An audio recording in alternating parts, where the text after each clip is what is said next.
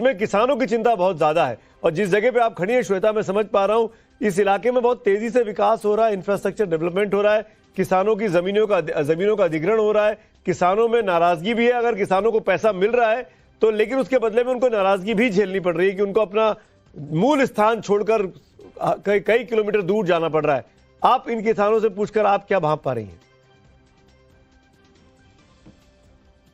बिल्कुल सुमित जी, आपने बिल्कुल सही कहा। समस्याएं हैं, समस्याओं का अगर समाधान है तो समाधान के आगे फिर समस्या है। और इस समस्या का समाधान क्या निर्मला सीतारमण का आज बजट करने वाला है? क्योंकि बहुत सारी बातें हो रही थी, एक्सपर्ट्स कह रहे थे, पोल्यूशन की एक बात हुई, दिल्ली एनसीआर के लोग झेलते हैं, आप और मैं झेलते हैं। और इसमें एक बहुत बड़ी वजह बताई जाती है दिल्ली एनसीआर में, खासकर पराली को लेकर, कि पराली जलाए जाते हैं जिसकी वजह से पोल्यूशन का स्तर बढ़ जाता है। खासकर हम दीपावली के वक्त का देखें, उस पर पटाखे भी छोड़े जाते हैं और इस पर एक लंबी चौड़ी बहस होती है।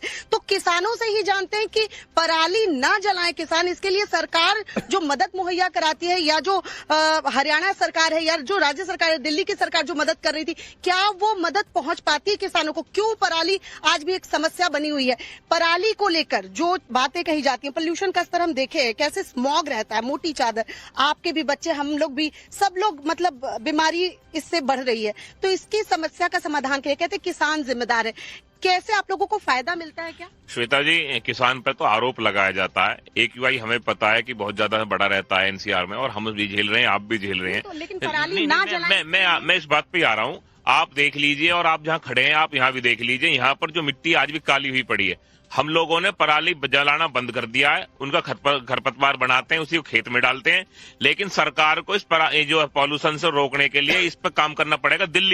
दिल्ली में जो आपने दुनिया भर का यहाँ पॉल्यूशन कंपनियां चल रही हैं, जो गाड़ियां हैं उनसे धुआं होता है, उसको नहीं दिखता सरकार को टारगेट सिर्फ जो सैटेलाइट सरकार ने लगा रहा है, उसके निशाने पे सिर्फ देश का किसान है। लेकिन छोटे छोटे किसान आज भी पराली जलाते हैं, ये भी एक सच्चाई है।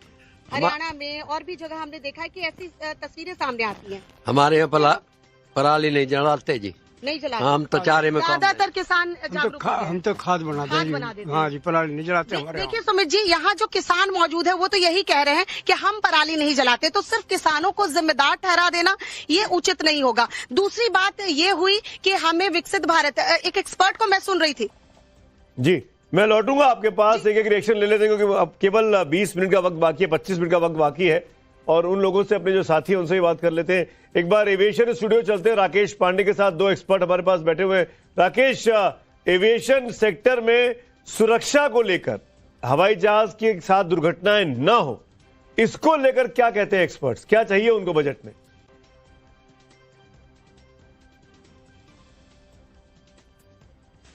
छोटी सी, चूंकि बहुत देर से बातचीत मैंने आप लोगों की सुनी। शुरुआत आपने निर्मला सीतारमण की साड़ी से, और आरती टिक्कू जी ने कहा कि एक संकेत होता है, तो एक क्रेडिबल इंफॉर्मेशन है वो शेयर कर देता हूं कि जो उन्होंने साड़ी पहनी है वो कांचीवरम सिल्क साड़ी है। तमिलनाडु की दशकों पुरानी जो वीविंग लेगेसी है उसको शो करते हुए पर्पल कलर की है, और कॉफी ब्राउन बॉर्डर है उसका।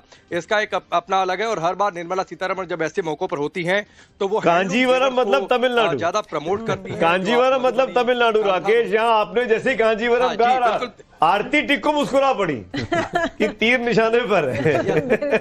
नहीं, वो तो जाहिर सी बात है कि बोलिए, आरती बोल रही, मैं आ रहा हूं आपके पास। जाहिर सी बात है कि निर्मला सीतारमण की प्रेफरेंस कांचीवरम की ही होगी, और कांचीवरम सबसे बेस्ट सिल्क, और सिल्क एथनिक साड़ी जो है कांचीवरम ही है।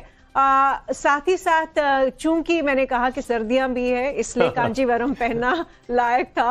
और तीसरी बात ये कि जो कलर पहना है उससे भी मैं दोबारा वही कहूंगी कि वाइब्रेंसी वो दिखा रही है, असर्शन दिखा रही है, और वो दिखा रही है कि वो मजबूती से खड़ी हुई है। कोई बड़ा आश्चर्य नहीं होगा राकेश, अगर आपको बाद शाम थोड़ी देर में ये भी पता लगे कि जो शॉल कंधे पे है वो असमीज है, उसमें असम का कोई कल्चर है, और बाकी जो चीजें हाथ में हैं उनमें कोई बंगाल का कोई कल्चर है। मुझे नहीं पता, मैं नहीं जानता, लेकिन हमारा काम है इस तरह की खबरों को देखकर लोगों तक बताना। राकेश, कंटिन्यू। अब शॉल सुमित जी कश्मीर की स्पेशलाइजेशन है। बिल्कुल सही बात है। देखिए, रंगों पर बातचीत आई सुमित जी, तो रंगों पर बातचीत आई जो आरती टिक्कू जी ने कही, तो वो पर्पल कलर की कट्टम कांचीवरम साड़ी है। Light golden brown checks kattam and a coffee brown border with thread work. ये पूरी उसकी इंफॉर्मेशन है साड़ी की। सारी महिलाएं मुस्कुरा रही है इस टाइम पे, जितनी महिलाएं अपने स्क्रीन पे दिखाई दे रही है ना राकेश, और जैसे आप बताते जा रहे हैं, मैं वंदना जी को देख रहा हूं, मैं आरती को देख रहा हूं, मैं रुचिका जी को देख रहा हूं, सबके चेहरे पे मुस्कुराहट है साड़ियों के नाम सुनते थे। ये तो अब आपने यहाँ जेंडर इशू खड़ा कर दिया।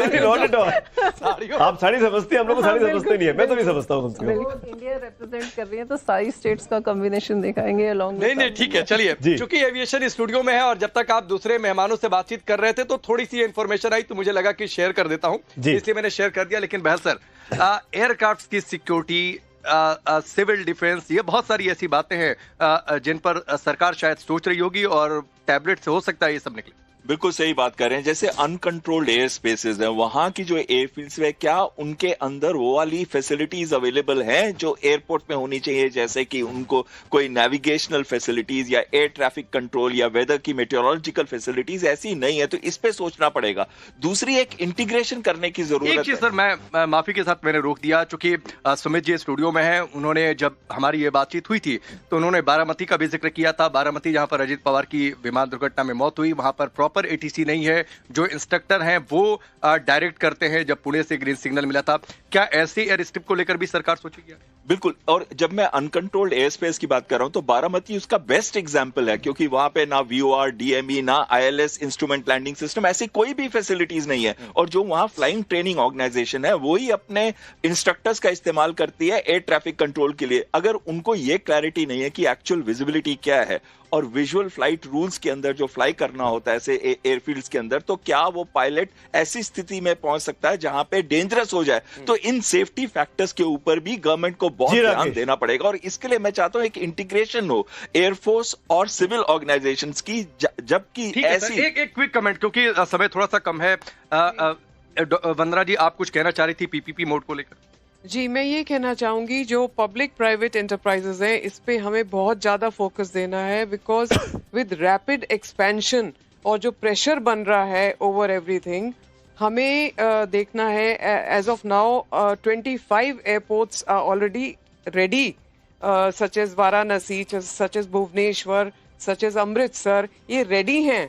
तो हमें इनकी we have to where the control stays with Airport Authority of India, but a private enterprise has to be brought in for leasing out, so that इनका upgradation जल्दी से जल्दी rapidly हो। एक तरफ हम बात कर रहे हैं 850 commercial airlines, commercial equipment is going to raise to triple fold to 2,250 by 2035. अब जब हमारे ऑर्डर्स इतने चले गए हैं, we are expecting 1,500 more equipments to come। दूसरी तरफ हमारे क्या एयरपोर्ट्स रेडी हैं? जी, एयरपोर्ट्स को रेडी करने के लिए प्राइवेट पब्लिक एंटरप्राइज को आगे बढ़ाना बहुत जरूरी है। Ambani Embraer partnership is one where manufacturing of Embraer is happening, made in India is happening, but at the same time बहुत और कुछ होना चाहिए इस विषय में, एंड सेफ्टी स्पॉटलाइट। ये सब राकेश जाहिर तौर पर ऐसे क्रिटिकल पॉइंट्स है जिस पर तवज्जो दे दिया होगा वित्त मंत्रालय की टीम ने, जिसने बजट तैयार किया। जब आप बात कर रहे थे ना तो श्वेता हाथ उठा रही थी, मुझे बताया गया। श्वेता कुछ बोलना चाह रही है, फिर मैं अपने डिफेंस स्टूडियो में चलूंगा। श्वेता, क्विकली। जी सुमित जी, बस मैं ऐड ऑन करना चाह रही थी कि साड़ी की बात चली है, अगर कांजीवरम है तो तमिलनाडु की, तो मैं कह रही थी कि जो दही खिलाई जाती है ना, आज जरूर वो मिष्टी दही रही होगी, बंगाल का प्रतिनिधित्व करता हुआ। आज मिष्टी दही खाकर ही निर्मला सीतारमण निकली होंगी बजट पेश करने के लिए। जी श्वेता भट्टाचार्य, आपकी बात से हम समझ गए। हमारे पास डिफेंस एक्सपर्ट है air vice marshal PK Srivastava, major general Sanjay Mestan. General साहब, साड़ी वाड़ी तो बहुत हो गया, लेकिन मामला बहुत ज्यादा गंभीर है। जिस तरह की वॉर लाइक सिचुएशन में हम लोग आज की तारीख में हैं, रूस के साथ भी दोस्ती रखनी है, इजराइल के साथ भी रखनी है, अमेरिका के साथ भी रखनी है। मागा की बात करते हैं राष्ट्रपति ट्रंप, क्यों हम जब वो मागा की बात करते हैं तो हम आत्मनिर्भर भारत की बात करते हैं। ऐसी सिचुएशन में आपको लगता नहीं है कि कोई कहीं आपस में कॉन्फ्लिक्ट भी हो सकता है? क्या अगर आप अमेरिका करेंगे, हम भारत करेंगे, तो कोई टिफ तो आप नहीं देखते सिचुएशन में? बिल्कुल, इसको देखिए, मैं इस संदर्भ में लेना चाहूंगा कि पहली बात, भारत अपना नेशनल इंटरेस्ट और एम डिफाइन करता है, और जो हमारे नेशनल हित में है वो भारत करेगा। तो हम बिल्कुल अमेरिका के सामने बिल्कुल झुकेंगे नहीं। और आपने जैसे वो जब फार्मर से भी बात हो रही थी, एक फार्मर ने बोला भी था कि ये गवर्नमेंट की सराहनीय करना चाहिए कि ये जो मिल्क, ये जो डेयरी है और ये अपने फूड प्रोडक्ट्स है, ये भारत नहीं ले रहा है अमेरिका से, जबकि बहुत दबाव है। तो जब नेशनल इंटरेस्ट हमारा सुप्रीम रहता है तो मेरे ख्याल भारत बिल्कुल कॉम्प्रोमाइज करना नहीं करेगा। और प्रेसिडेंट ट्रंप चाहते हैं कि जैसे अभी आपने ये भी बताया कि वो बोल रहे हैं वेनेजुएला से ऑयल खरीदो, बिल्कुल वो चाहते हैं कि भारत पे प्रेशर बना रहे, लेकिन भारत वो करेगा और वो करना चाहिए जो हमारे नेशनल इंटरेस्ट में। इसीलिए आज हम इजराइल के साथ हम बात कर रहे हैं। एयर वाइस मार्शल श्रीवास्तव, ये जो बात जनरल वेस्टर्न कह रहे हैं, इसी में मैं आपको तवज्जो भी लाना चाह रहा था कि भाई भारत किससे तेल खरीदेगा ये भारत तय करेगा। ईरान से लेना है, वेनेजुएला से लेना है। राष्ट्रपति ट्रंप इंडिया का बजट आने वाला उसके 1 घंटे पहले, आधे घंटे पहले वहां से बता रहे हैं कि भारत ने फैसला किया कि ईरान से नहीं लेगा, वो वेनेजुएला से लेगा। ये कहकर क्या करना चाह रहे हैं राष्ट्रपति ट्रंप? देखिए सुमित, मैं एक बात कहना चाहूंगा। राष्ट्रपति ट्रंप आई थिंक जो उनका नेचर और जैसे रीड किया है ग्लोबल के सारे लीडर्स ने कि वो सुबह उठते हैं और कुछ ट्वीट कर देते हैं जिसका एक तरीके अभी से तो वहां रात हो रही होगी, अभी सोने जा रहे होंगे वो। नहीं, वो तो 1 बजे 2 बजे हमेशा ऐसे ही ट्वीट करते रहते हैं और उसका ये रहता है कि इम्पैक्ट पूरे ग्लोब पर पड़ता है। लेकिन अब लोगों ने उसको समझना शुरू कर दिया है। एक बात मैं आपसे जरूर कहना चाहूंगा, अमेरिका और अमेरिकन पीपल जो वहां का सिस्टम है, जो स्ट्रक्चर है, वो डेमोक्रेटिक है। This is the largest democracy, that is the oldest democracy. और हमारे बीच में एक तरीके का समन्वय होगा ही होगा। ये ट्रंप की जो सेल्फ ऑब्सेस्ड जो नीतियां हैं, जिसमें उनका अपना ईगो इन्वॉल्व है, peace prize, Nobel peace prize involve है, मुझे अप्रोच क्यों नहीं किया, मुझसे बात क्यों नहीं की, क्योंकि आपने सुना होगा कि ये कॉमर्स सेक्रेटरी ने उनके बोला कि अगर मोदी बात कर लेते तो शायद बात बन जाती। बिल्कुल ठीक बात है। तो अमेरिका अपनी डेवलपमेंट या दादागिरी जिसको हम हिंदी में बोलते हैं वो दिखाने की कोशिश करता है। सॉरी मैं आपको इंटरवीन कर रहा हूं, और इंटरवीन करने की वजह बहुत बड़ी है, वो ये कि कैबिनेट से, मोदी कैबिनेट से निर्मला सीतारमण को अपना बजट पेश करने की मंजूरी मिल गई है। कैबिनेट ने बजट को अप्रूव कर दिया है। मेरे सहयोगी अमित कुमार और जानकारी के साथ मेरे साथ जुड़ गए हैं विजय चौक से। Amit, over to you.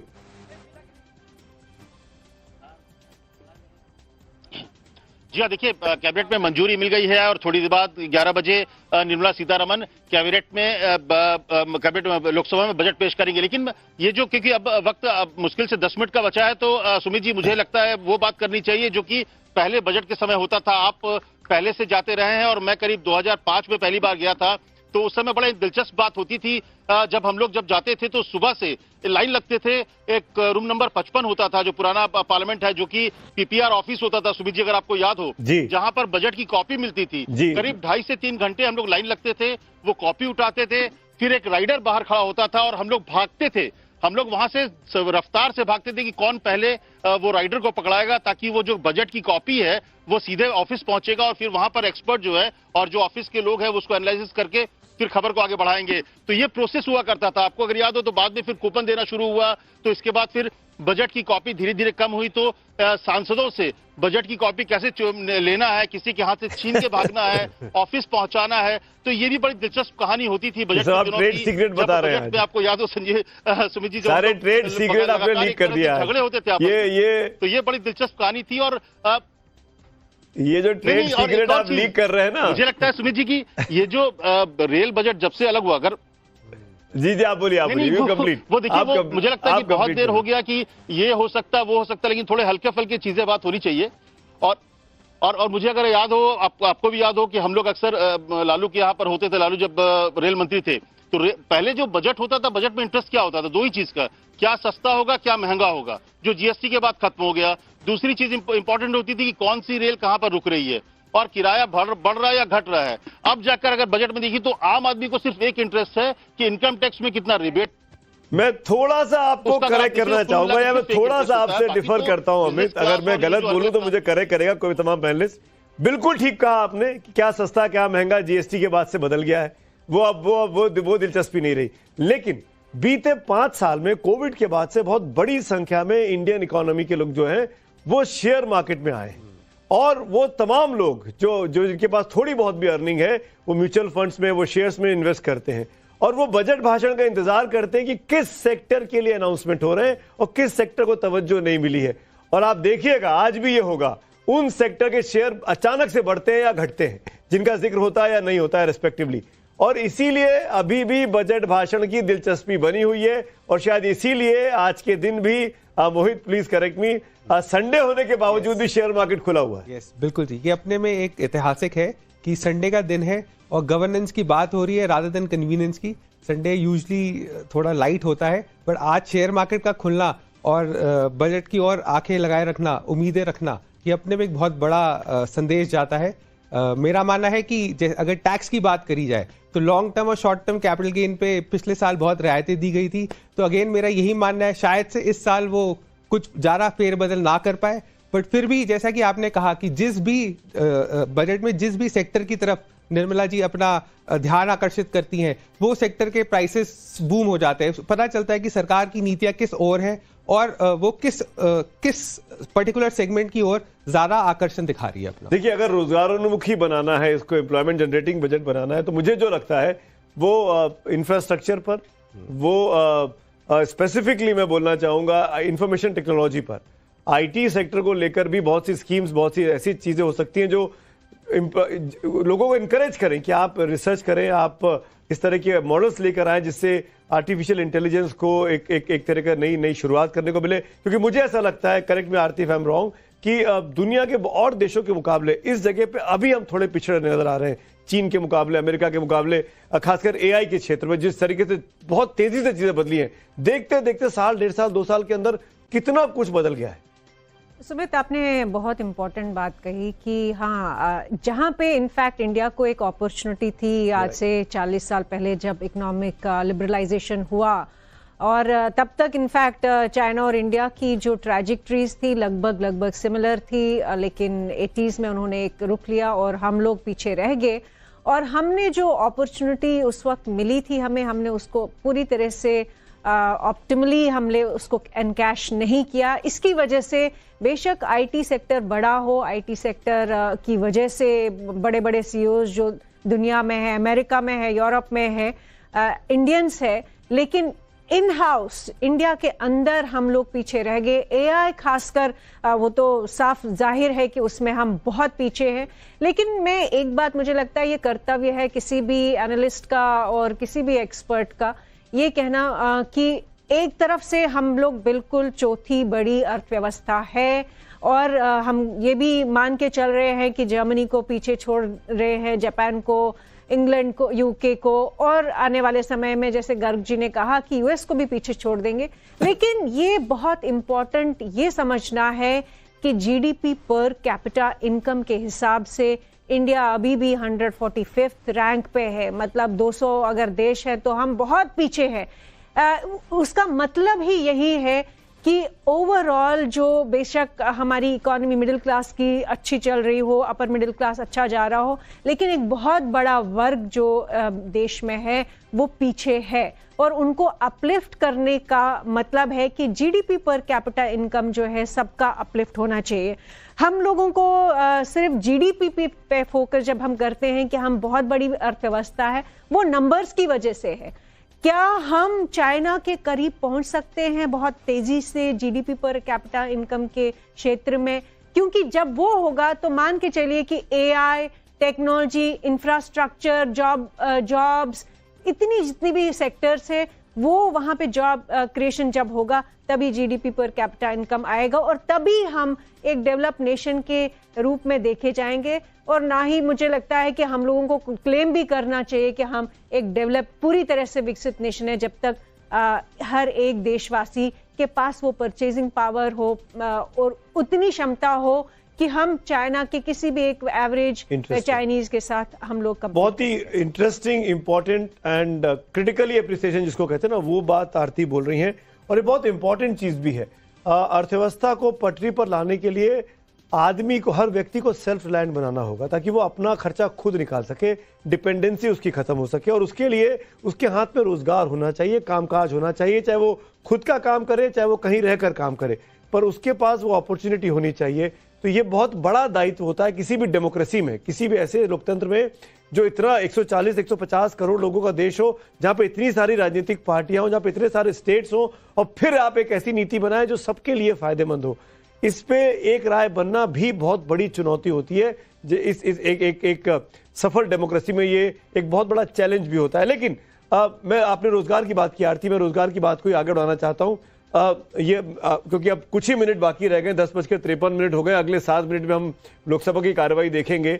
Garg साहब, मेरा आपसे, अगर रोजगार के लायक इकोनॉमी को बनाना है, हर व्यक्ति के हाथ में रोजगार पहुंचाना है, जो कि सपना है, हर सरकार का वादा होता है, सपने दिखाए जाते हैं, वो कैसे हो सकता है? क्या फॉरेन डायरेक्ट इन्वेस्टमेंट आ सकता है? क्या एमएसएमई सेक्टर पे फोकस करना होगा, या इन सब का एक अमलगमेशन चाहिए होगा? देखो सुमित, दो तरह के जॉब्स हैं। एक होता है स्किल्ड जॉब, जो हमें सर्विस इंडस्ट्री से मिलता है, जो हमारा आईटी सेक्टर से हमें स्किल्ड जॉब बहुत मिला। जो हमने बात शुरू की थी तब भी हमने कहा था कि मैन्युफैक्चरिंग सेक्टर्स और रियल एस्टेट, इंफ्रास्ट्रक्चर, ये ऐसे सेक्टर है जो सेमी स्किल्ड और अनस्किल्ड को भी जॉब देते हैं। तो सबसे बड़ी जो पोटेंशियल हमारे पास में है, 2 सेक्टर्स में है। नंबर एक एमएसएमई को बढ़ावा दिया जाए, मैन्युफैक्चरिंग को बढ़ावा दिया जाए। उसके लिए मैं बता रहा हूँ इस बजट में काफ़ी चेंजेस आएंगे। और दूसरा एग्रीकल्चर, जो अभी बीच में हमने बात की थी, क्या ये राइट टाइम है कि फार्म लॉज को दोबारा लाया जाए? कोई भी कारण से उसको वापस लिया गया हो, लेकिन जब तक किसी सेक्टर में इन्वेस्टमेंट नहीं आती है, जब तक मॉडर्न इक्विपमेंट्स नहीं आते हैं, उसकी ग्रोथ नहीं होती है।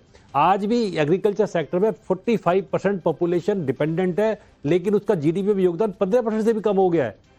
इजराइल हमसे 5 गुना प्रोडक्शन लेता है, बाकी देश हमसे 4 गुना प्रोडक्शन ले रहे हैं। हमारे पास सब कुछ है, खेती का जल भी है, सिंचाई की व्यवस्था भी है, लेकिन मॉडर्न इक्विपमेंट, इन्वेस्टमेंट नहीं है। तो इन्वेस्टमेंट एफडीआई एग्रीकल्चर में भी है और एमएसएमई में भी आएगी, तो रोजगार की जो हमारी कमी है वो पूरी हो जाएगी, मुझे ऐसा लगता है।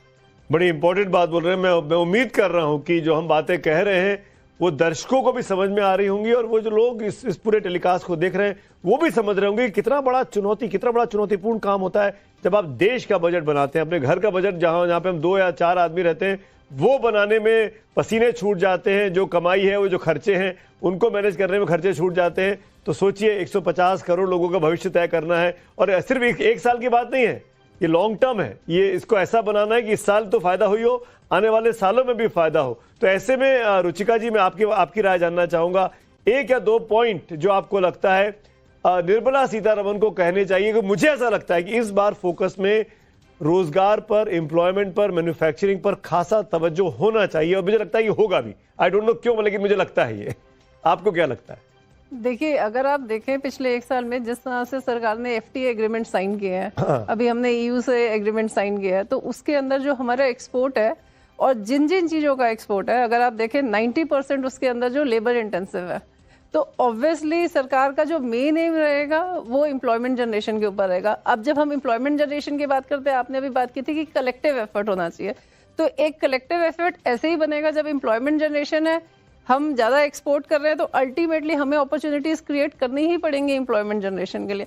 तो बिल्कुल सरकार का मेन एफर्ट रहेगा एम्प्लॉयमेंट जनरेशन पे। टैक्स की तरफ अभी हमने सबने डिस्कस किया कि टैक्स की तरफ रिफॉर्म्स इस बार नहीं होंगे, तो मेन जो रहेगा फोकस सरकार का वो एम्प्लॉयमेंट जनरेशन है, मैन्युफैक्चरिंग सेक्टर है, क्योंकि लास्ट टाइम डोमेस्टिफिकेशन था, कंजम्पशन बढ़ाने का था। इस बार प्रोडक्शन के ऊपर ज़्यादा ध्यान देगी सरकार। अगर आप ग्लोबल सिनेरियो भी देखेंगे, जिस तरह से जियोपॉलिटिकल वॉर चल रही है या जिस तरह से भी पॉलिटिकल सिचुएशन है हमारी, तो इसके अंदर प्रोडक्शन पे ज्यादा एफर्ट्स आएंगे इस साल। इनफैक्ट प्रोफेसर शर्मा, मैं आपके पास आना चाहूंगा। जो कुछ चीजें हमारी बातों की निचोड़ से निकल कर आ रही हैं, जो मैं समझ पा रहा हूँ लेवन लैंग्वेज में, मैं इकोनॉमिक्स तो नहीं समझता, लेकिन हाँ ये जानता हूँ कि जेब में जो पैसा है वो बचा रहना चाहिए, वो सारा उड़ नहीं जाना चाहिए। पहली 2-3 चीजें, इनकम टैक्स में राहत मिले, ये सब लोग चाहते हैं। रोजगार और शिक्षा के सेक्टर में सुधार हो, जी हाँ बिल्कुल होना चाहिए। किसान सम्मान निधि बढ़े, बिल्कुल किसानों का ध्यान रखने की जरूरत है।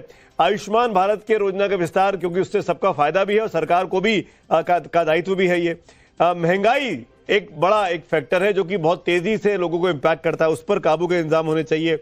इंफ्रास्ट्रक्चर के क्षेत्र में, चाहे वो रेलवे हो, चाहे वो सड़कें हो, चाहे वो एविएशन हो, उस पर तवज्जो होनी चाहिए, डिफेंस पर तवज्जो होनी चाहिए। इसके अलावा और क्या होना चाहिए? अगर इनके अलावा भी कोई आपके दिमाग में बात आती प्रोफेसर साहब, तो वो भी जरूर बताइए। देखिए, बहुत साफ अर्थों में 2-3 चीजें मैं बोलना चाहता हूं कि जो हमारे प्राइम मिनिस्टर ने कहा था, रिफॉर्म, परफॉर्म एंड ट्रांसफॉर्म, और गवर्नमेंट अभी रिफॉर्म एक्सप्रेस पे चल रही है। और उस रिफॉर्म एक्सप्रेस में अगर लास्ट ईयर का आप देखें कि गवर्नमेंट ने चाहे जीएसटी के लिए किया है या मैन्युफैक्चरिंग सेक्टर के लिए उन्होंने बहुत सी पॉलिसी लेके आए हैं, तो ये बहुत इंपॉर्टेंट है। मेन चीज है कि कंटिन्यूटी, जो ये चल रहा है उसको हम चलाए रखें, क्योंकि इंफ्रास्ट्रक्चर पे अगर आप इन्वेस्ट कर रहे हैं, चाहे वो एग्रीकल्चर इंफ्रास्ट्रक्चर है या नॉर्मल इंफ्रास्ट्रक्चर है, उसके बेनिफिट आपको लंबे टाइम तक मिलेंगे। इवन अगर गवर्नमेंट को फिस्कल डेफिसिट अभी कंट्रोल में अगर बढ़ता भी है, लेकिन उस पैसे को जो बोरो किए हुए पैसे हैं, जैसे बिजनेसमैन अगर पैसा बोरो करके, बहुत सिंपल अर्थों में बता रहा हूँ, बोरो करके वो पैसा अगर प्रोडक्टिव इन्वेस्टमेंट की तरफ करता है तो प्रोस्पेरिटी बढ़ती है। तो मैं ये एक्सपेक्ट कर रहा हूँ गवर्नमेंट से कि वो कंटिन्यूटी रहे, कि ये जो हमारा इंफ्रास्ट्रक्चर पे रहे। दूसरा, ये भी आपके एक क्लिप में बोला गया था कि ये सिर्फ 5% लोगों का बजट है, एक क्लिप में बोला गया। तो उस पे मैं ये बोलना चाहता हूँ कि नहीं, ये पूरे देश का बजट है। अगर 800 मिलियन पीपल को अगर फ्री फूड ग्रेन दिया जा रहा है, अगर 4 लाख करोड़ रुपीस फार्मर्स के अकाउंट में हमने ट्रांसफर किए हैं पीएम किसान के थ्रू, और 6.7 लाख करोड़ सिर्फ लास्ट ईयर डीबीटी के थ्रू किए हैं, तो ये कहना कि सिर्फ थोड़े से लोगों के लिए ये इंक्लूसिव गवर्नमेंट फोकस कर रही है और बजट इस चीज को कंटिन्यू करेगा। ये मेरा संक्षेप। जो आप कह रहे थे ना, वो अखिलेश यादव बोल रहे थे, विपक्ष के नेता हैं, उनका तो काम ही है क्रिटिसाइज करने का, वो कमियां निकालेंगे। अगर तारीफ करने लगेगा तो विपक्ष में कैसे रहेंगे? फिर हम ही लोग कहेंगे कि बीजेपी से हाथ मिला लिया, गलबैया कर ली। तो ये देखिए, ये बजट की कॉपीज पहुंच गई हैं, ये हार्ड कॉपीज हैं बजट की, पहुंच चुकी है इस वक्त संसद भवन परिसर में। ये तस्वीरें आप देख सकते हैं। जैसे ही बजट भाषण खत्म होता है, फिर ये बजट की कॉपीज तमाम सांसदों को, उनकी टीम्स को मिल जाती है, तमाम एक्सपर्ट को, और फिर इसी को पढ़ के समझा जाता है, जाना जाता है कि इस बजट में क्या क्या चीजें निटिगिटीज हैं, क्योंकि बहुत सी चीजें हैं जो इतनी मोटी कॉपी में पढ़ी भी नहीं जाती है। बजट स्पीच अलग होता है, बजट की कॉपी अलग होती है। स्पीच में कॉपी का जिस्ट होता है, आप ऐसे मान सकते हैं, लेकिन वो जिस्ट भी काफी खतरनाक होता है। कभी निर्मला सीतारमण तो एक बार 2.5 घंटे लंबा भाषण भी दे चुकी है, और उनके पास रिकॉर्ड ये भी है उनके नाम पे। संसद की कार्रवाई शुरू हो गई है। मैंने देखा लोकसभा की तस्वीरें, ये संसद भवन की सीधी तस्वीरें इस वक्त आपके सामने है। आइटम नंबर 1, स्पीकर पहुंच गए। माननीय वित्त मंत्री श्रीमती निर्मला सीतारमण जी।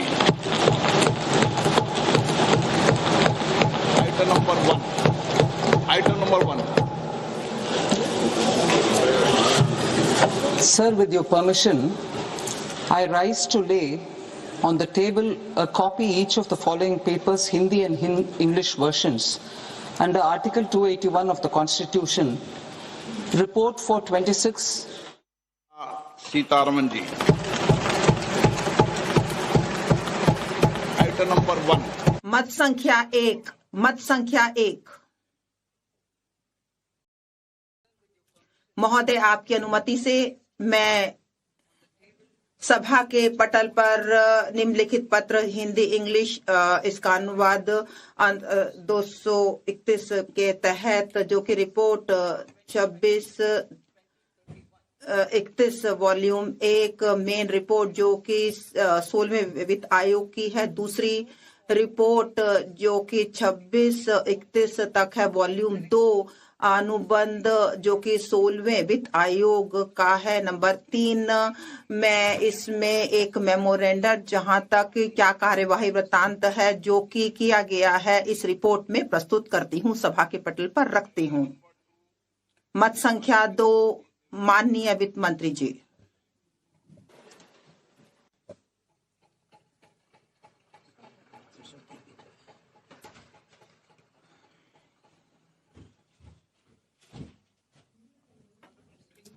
माननीय अध्यक्ष महोदय, आज माघ पूर्णिमा के इस पवित्र मौके पर और गुरु रविदास जी के जन्म अवसर पर मैं वर्ष 2026-27 के लिए बजट प्रस्तुत करती हूं। महोदय, 12 वर्ष पूर्व जब हमने कार्यभार संभाला, तब से भारत की आर्थिक व्यवस्था का मार्ग स्थायित्व, राजकोषीय अनुशासन, सतत विकास और कम मुद्रास्फीति से चिन्हित रहा है। यहाँ तक कि घोर अनिश्चितताओं और व्यवधानों के समय भी हमारे द्वारा चुने गए सुविचारित विकल्पों के फलस्वरूप ऐसा संभव हो पाया है। माननीय प्रधानमंत्री श्री नरेंद्र मोदी जी के नेतृत्व में हमारी सरकार ने निर्णायक रूप से निरंतर संशय के स्थान पर कार्यवाही और वाकपटुता के स्थान पर सुधार और लोक लुभावन दिखावे के स्थान पर जनहित को प्राथमिकता दी है। हमने लोक निवेश पर अधिक जोर देते हुए दूरगामी ढांचागत सुधारों, राजकोषीय मितव्ययता और मौद्रिक स्थिरता के मार्ग का अनुसरण किया है। आत्मनिर्भर भारत को अपना लक्ष्य मानते हुए हमने घरेलू विनिर्माण क्षमता, ऊर्जा सुरक्षा का निर्माण किया है और महत्वपूर्ण उत्पादों के लिए आयात निर्भरता को कम किया है। इसके साथ साथ हमने रोजगार सृजन, कृषि उत्पादकता, परिवारों की क्रय शक्ति और लोगों के लिए सर्वव्यापी सेवाओं की सहायता हेतु सुधार करते हुए यह सुनिश्चित किया है कि भारत के प्रत्येक कार्य का लाभ नागरिकों को प्राप्त हो सके। इन उपायों से लगभग 7% का उच्च विकास दर हासिल हुआ है और इससे हमें गरीबी को कम करने और हमारे लोगों के जीवन में सुधार लाने में ठोस कदम उठाने में सहायता मिली है। आज हम एक ऐसी बाहरी परिस्थिति का सामना कर रहे हैं जिसमें व्यापार और बहुपक्षीयवाद खतरे में है तथा संसाधनों तक पहुंच और आपूर्ति श्रृंखलाएं बाधित हैं। नई प्रौद्योगिकियां जल, ऊर्जा, महत्वपूर्ण खनिजों की मांगों को काफी तेजी से बढ़ाते हुए उत्पादन प्रणालियों को बदल रही है। भारत समावेशिता के साथ आकांक्षाओं का संतुलन बनाते हुए विकसित भारत की ओर विश्वास से भरे कदम उठाता रहेगा। बढ़ते व्यापार और पूंजी आवश्यकताओं के साथ बढ़ती अर्थव्यवस्था के रूप में भारत को वैश्विक बाजारों से नजदीकी से एकीकृत होना होगा और अधिक से अधिक निर्यात करना होगा तथा दीर्घकालिक निवेश को भी आकर्षित करना होगा। भाग 1। जब मैं बजट का भाग का आरंभ कर रही हूं, मैं विश्व की सबसे बड़ी अर्थव्यवस्थाओं में से एक बनने की दिशा में आगे बढ़ने में बड़ी मजबूती के साथ हमारे साथ खड़े रहने के लिए लोगों के प्रति अपना आभार व्यक्त करती हूं। हमारा लक्ष्य है कि हम विकास के लाभ प्रत्येक किसान, अनुसूचित जाति, अनुसूचित जनजाति, घुमंतु, युवा, गरीब और महिलाओं तक पहुंचाना सुनिश्चित करते हुए आकांक्षा को उपलब्धि तथा संभावना को कार्य निष्पादन में परिवर्तित करें। विकसित भारत युवा नेता वार्ता 2026 में हमारे प्रधानमंत्री जी के साथ अनेक नवोन्मेषी विचार साझा किए गए जो कई प्रस्तावों का आधार बने हैं, जिससे एक युवा शक्ति संचालित बजट बन गया है। हमारी सरकार का संकल्प हमारे गरीब, शोषित और वंचितों पर ध्यान देना है। इस संकल्प को पूरा करने तथा यह देखते हुए कि कर्तव्य भवन में तैयार होने वाला यह बजट पहला बजट है, हम 3 कर्तव्यों से प्रेरित हैं। हमारा पहला कर्तव्य उत्पादकता और प्रतिस्पर्धा को बढ़ाते हुए आर्थिक विकास को तेज और सतत बनाए रखना तथा विश्व में बदल रही परिस्थितियों का सामना करने की क्षमता को विकसित करना है। हमारा दूसरा कर्तव्य हमारे लोगों की आकांक्षाओं को पूरा करना और उनकी क्षमताओं का निर्माण करना है ताकि वे भारत की समृद्धि के विकास में मजबूत सहयोगी बन सकें। हमारा तीसरा कर्तव्य जो सबका साथ सबका विकास के हमारे दृष्टिकोण के अनुरूप है, यह सुनिश्चित करना है कि अर्थपूर्ण भागीदारी के लिए प्रत्येक परिवार, समुदाय, प्रदेश और क्षेत्र की पहुंच संसाधनों, सुविधाओं और अवसरों तक हो। इस त्रिआयामी दृष्टिकोण के लिए एक सहायक परिवेश की आवश्यकता होगी। पहली आवश्यकता ढांचागत सुधारों की गति को निरंतर, अनुकूलन और प्रगतिशील बनाए रखना है। दूसरा, एक मजबूत और समुत्थानशील वित्तीय क्षेत्र, बजट जुटाने, दक्षतापूर्ण पूंजी आवंटन तथा जोखिमों के प्रबंधन का आधार है। तीसरा, आर्टिफिशियल इंटेलिजेंस एप्लीकेशन सहित अति उन्नत प्रौद्योगिकियां सुशासन में सहायक बन सकती हैं। सुधार एक्सप्रेस। हमारी सरकार ने रोजगार के सृजन, उत्पादकता को बढ़ाने तथा विकास में तेजी लाने की दिशा में व्यापक आर्थिक सुधार किए हैं। वर्ष 2025 में स्वतंत्रता दिवस पर प्रधानमंत्री जी की घोषणा के पश्चात 350 से अधिक सुधारों को शुरू किया गया है। इसमें जीएसटी का सरलीकरण, श्रम संहिताओं को अनुसूचित करना तथा अनिवार्य गुणवत्ता नियंत्रण आदेशों को युक्ति संगत बनाना शामिल है। उच्च स्तरीय समितियां गठित की गई हैं तथा इसके साथ साथ केंद्र सरकार राज्य सरकारों के साथ मिलकर विनियमन हटाने तथा अनुपालन संबंधी अपेक्षाओं में कमी लाने की दिशा में काम कर रही है। सुधार एक्सप्रेस अपने मार्ग पर चल पड़ा है और यह हमारे कर्तव्य को पूरा करने में मदद के लिए अपनी गति बनाए रखेगा। अब मैं विशिष्ट प्रस्तावों की ओर बढ़ती हूं। पहले कर्तव्य के तहत आर्थिक विकास में तेजी लाने और इसे बनाए रखने के लिए हमारे पहले कर्तव्य के अंतर्गत मैं 6 क्षेत्रों में पहलों का प्रस्ताव करती हूं। पहला, 7 रणनीतिक और अग्रणी क्षेत्रों में विनिर्माण को तेज करना। 2, विरासत के औद्योगिक क्षेत्रों का कायाकल्प करना। 3, चैंपियन एमएसएमई का निर्माण करना। 4, अवसंरचना को सशक्त प्रोत्साहन प्रदान करना।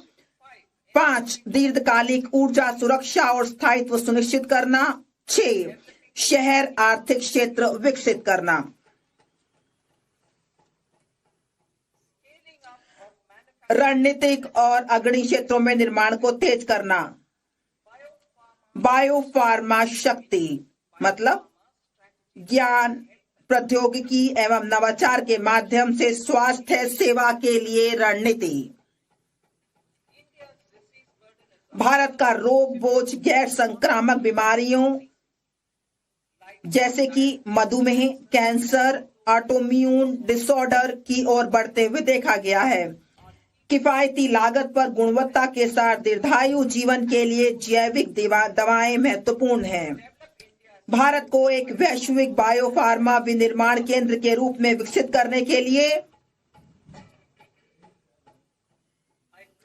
मैं अगले 5 वर्षों में 10,000 करोड़ के परिव्यय के साथ बायोफार्मा शक्ति का प्रस्ताव करती हूं।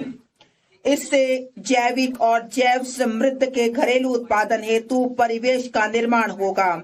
इस रणनीति में 3 नए राष्ट्रीय बायो फार्मास्यूटिकल शिक्षा एवं अनुसंधान संस्थानों जिसे NIPER और 7 मौजूदा संस्थानों के उन्नयन के साथ बायोफार्मा केंद्रित नेटवर्क शामिल किया जाएगा। इससे 1000 से अधिक मान्यता प्राप्त इंडिया क्लिनिकल ट्रायल साइटों का एक नेटवर्क तैयार होगा। हम वैश्विक मानकों और अनुमोदन समय सीमा को पूरा करने के लिए एक समर्पित वैज्ञानिक समीक्षा संवर्ग और विशेषज्ञों के माध्यम से केंद्रीय औषधि मानक नियंत्रण संगठन को सुदृढ़ बनाने का प्रस्ताव करते हैं। इंडिया सेमीकंडक्टर मिशन 1.0 ने भारत की सेमीकंडक्टर क्षेत्र की क्षमताओं का विस्तार किया है। इससे आगे बढ़ते हुए हम उपकरण और सामग्रियों के उत्पादन, पूर्ण सुसज्जित भारतीय आईपी डिजाइन तथा आपूर्ति श्रृंखलाओं को मजबूत करने के लिए ISM 2.0 का शुभारंभ करेंगे। हम उद्योग को विकसित करने तथा कुशल जनशक्ति तैयार करने हेतु उद्योग आधारितीकरण का भी करेंगे। अप्रैल 2025 में 22,919 करोड़ के परिव्यय के साथ आरंभ की गई इलेक्ट्रॉनिक घटक निर्माण योजना में पहले ही लक्ष्य में दोगुनी निवेश हुआ है। इस तेजी का लाभ उठाने के लिए हम परिव्यय को बढ़ाकर 40,000 करोड़ करने का प्रस्ताव करते हैं।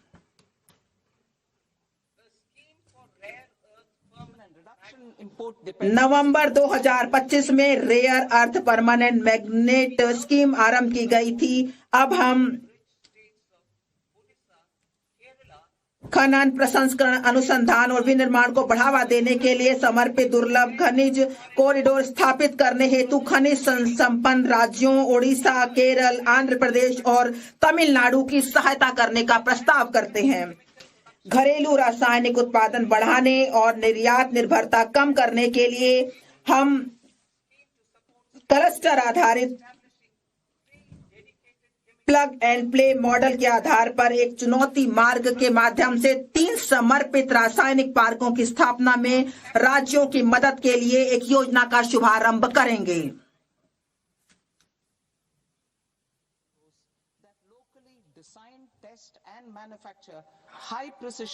मजबूत पूंजीगत वस्तु सामर्थ्य सभी देश क्षेत्रों में उत्पादकता और गुणवत्ता का निर्धारक है। इस क्षमता के निर्माण हेतु मैं निम्नलिखित का प्रस्ताव करती हूं। CPSE द्वारा डिजिटल रूप में समर्पित ऑटोमेटेड सर्विस ब्यूरो के रूप में 2 स्थानों पर हाईटेक टूल रूम स्थापित किए जाएंगे, जो स्थानीय रूप से बड़े पैमाने और कम लागत पर उच्च परिशुद्धता वाले घटकों के डिजाइन, परीक्षण और विनिर्माण करेंगे। 2, उच्च मूल्य और तकनीकी रूप से उन्नत निर्माण एवं अवसंरचना उपकरण CIEE के घरेलू उत्पादन को मजबूत करने हेतु निर्माण एवं अवसंरचना उपकरण समृद्धि के लिए एक योजना आरंभ की जाएगी। ये बहुमंजिला इमारत में लिफ्ट, अग्निशमन उपकरण, बड़ी और छोटी से लेकर मेट्रो और ऊंचाई वाले स्थानों पर सड़कों के लिए सुरंग निर्माण संबंधी उपकरण हो सकते हैं। मैं 5 वर्ष की अवधि के लिए 10,000 करोड़ के बजटीय आवंटन के साथ वैश्विक प्रतिस्पर्धा कंटेनर विनिर्माण परिवेश तैयार करने हेतु एक कंटेनर निर्माण योजना का भी प्रस्ताव करती हूं। श्रम गहन वस्त्र क्षेत्र के लिए मैं 5 उपभागों के साथ एकीकृत कार्यक्रम का प्रस्ताव करती हूं। 1, रेशम, ऊन और जूट जैसे प्राकृतिक फाइबर, मानव निर्मित फाइबर और नए युग के फाइबरों में आत्मनिर्भरता हेतु राष्ट्रीय फाइबर योजना। मशीनरी प्रौद्योगिकी यूनियन और सामान्य प्रशिक्षण एवं प्रमाणन केंद्रों के लिए पूंजीगत सहायता के साथ पारंपरिक क्लस्टरों के आधुनिकीकरण के लिए वस्त्र विस्तार एवं रोजगार योजना। 3, मौजूदा योजनाओं को एकीकृत एवं सुदृढ़ करने और बुनकरों एवं कारीगरों के लिए लक्षित सहायता सुनिश्चित करने के लिए राष्ट्रीय हथकरघा एवं हस्तशिल्प कार्यक्रम। वैश्विक रूप से प्रतिस्पर्धी और धारणीय वस्त्र परिधानों को बढ़ावा देने के लिए टैक्स इको पहल। उद्योग जगत और शैक्षणिक संस्थानों के सहयोग से वस्त्र कौशल परिवेश के आधुनिकीकरण और उन्नयन के लिए समर्थ 2.0।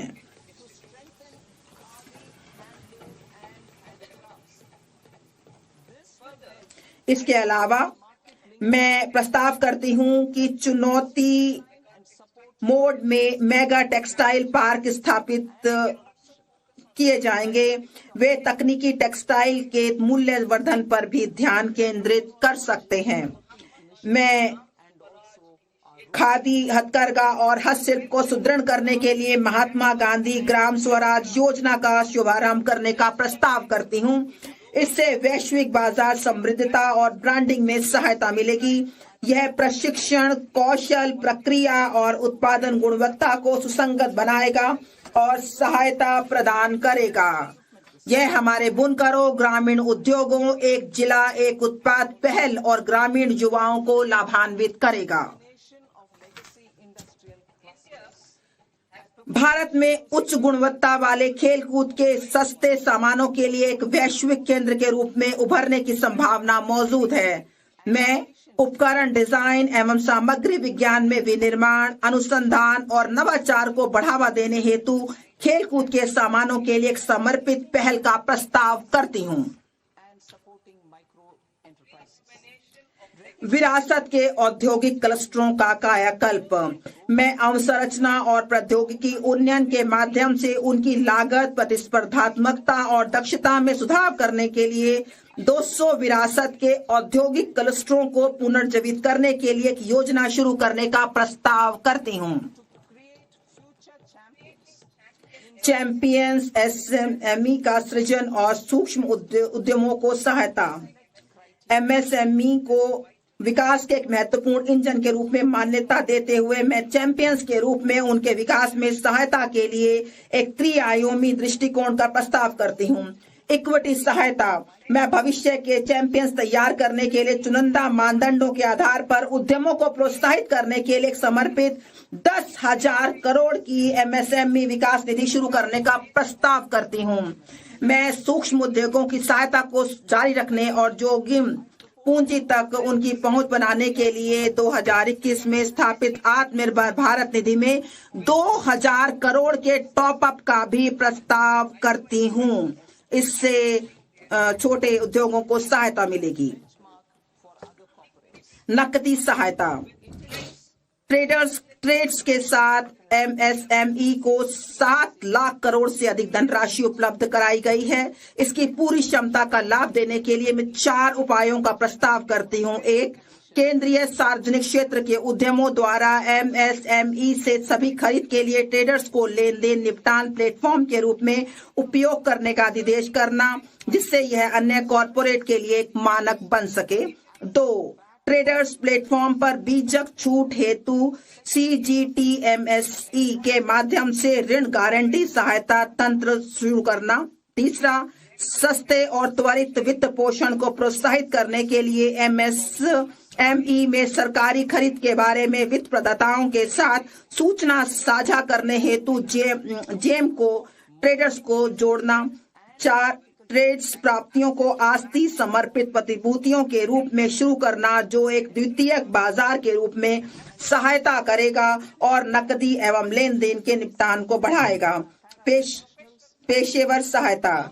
सरकार विशेष रूप से टियर 2 और टियर 3 कस्बों में कॉरपोरेट मित्रों का एक संवर्ग तैयार करने के लिए अल्पावधि मॉड्यूलर पाठ्यक्रमों और व्यवहारिक टूल्स की डिजाइन करने हेतु ICAI, ICSSI, ICMAI जैसे पेशेवर संस्थानों को सुविधा प्रदान करेगा। यह प्रमाणित अर्ध पेशेवर एमएसएमई को किफायती लागत पर अनुपालन अपेक्षाओं को पूरा करने में सहायता करेंगे। पिछले दशक में हमारे सरकार ने बहुत सारे कदम उठाए हुए हैं जन अवसंरचना के लिए, नए वित्तीय जिसमें बड़े पैमाने पर बढ़ाने के लिए कई पहलें की हैं। हम NIIF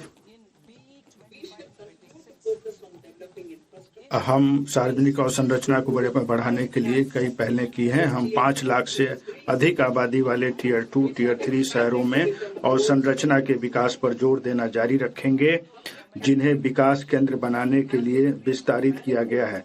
सरकारी कैपेक्स वर्ष 2014-15 में 2 लाख करोड़ से कई गुना बढ़कर वित्त वर्ष 2025-26 में 11.2 लाख करोड़ हो गया है। वित्त वर्ष 2026-27 में मैं इस गति को जारी रखने हेतु इसे बढ़ाकर 12.2 लाख करोड़ करने का प्रस्ताव करती हूं। और संरचना विकास और निर्माण चरण के दौरान जोखिमों के संबंध में निजी डेवलपर्स के विश्वास को मजबूत करने के लिए मैं ऋणदाताओं को दूरदर्शिता से सुविचारित आंशिक ऋण गारंटी उपलब्ध कराने हेतु एक अवसंरचना जोखिम गारंटी निधि स्थापित करने का प्रस्ताव करती हूं। पिछले वर्षों के दौरान REITs परिसंपत्ति मुद्रीकरण के लिए एक सफल उपाय बनकर उभरे हैं।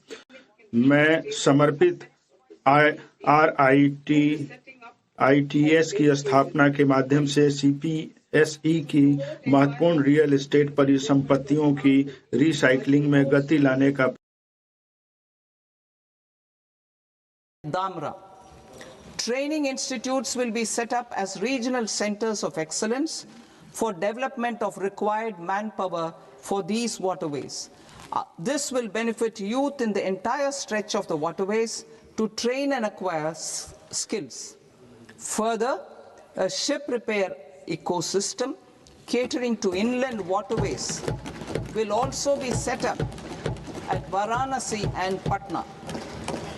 And C, launch a coastal cargo promotion scheme for incentivizing a modal shift from rail to road to increase the share of inland waterways and coastal shipping from 6% to 12% by 2047.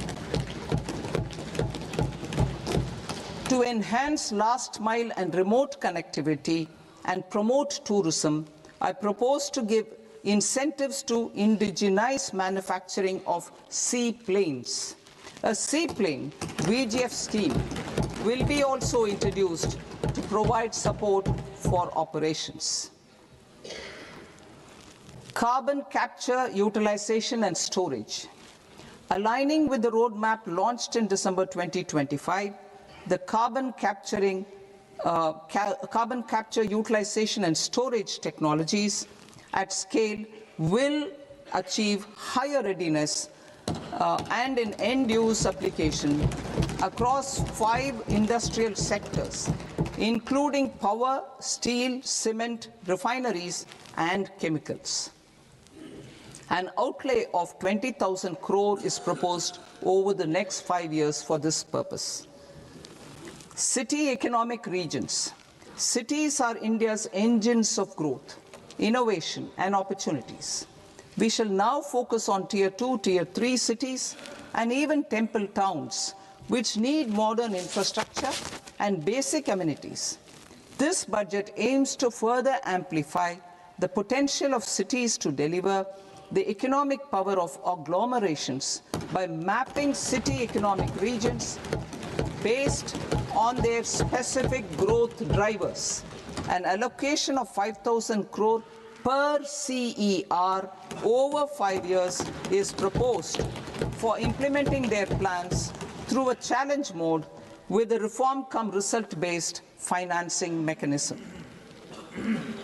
In order to promote environmentally sustainable passenger systems, we will develop 7 high-speed rail corridors between cities as growth connectors, namely Mumbai to Pune, Pune to Hyderabad, Hyderabad to Bengaluru, Hyderabad to Chennai, Chennai to Bengaluru, Delhi to Varanasi, Varanasi to Siliguri.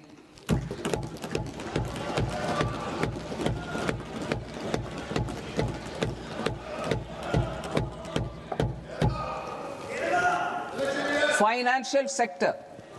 The Indian banking sector today is characterized by strong balance sheet, historic highs in profitability, improved asset quality, and coverage exceeding 98% of villages in the country.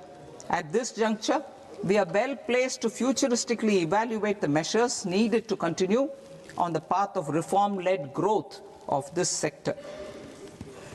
I propose setting up a high-level committee on banking for Vikasit Bharat. High-level committee on banking for Vikasit Bharat to comprehensively review the sector and align it with India's next phase of growth, while safeguarding financial stability, inclusion, and consumer protection. The vision for NBFCs for Vikasit Bharat has been outlined with clear targets for credit disbursement and technology adoption in order to achieve scale and improve efficiency in the public sector NBFCs. As a first step, it is proposed to restructure the Power Finance Corporation and Rural Electrification Corporation. I propose a comprehensive review of the foreign exchange management non-debt instruments rules to create a more contemporary, user-friendly framework for foreign investments consistent with India's evolving economic priorities. Corporate bond market. I propose to introduce a market-making framework with suitable access to funds and derivatives on corporate bond indices. I also propose to introduce total return swaps on corporate bonds. Municipal bonds. To encourage the issuance of municipal bonds of higher value by larger cities, I propose an incentive of 100 crore rupees for a single bond issuance. 100 crore rupees for a single bond issuance of more than 1,000 crore. The current scheme under Amrit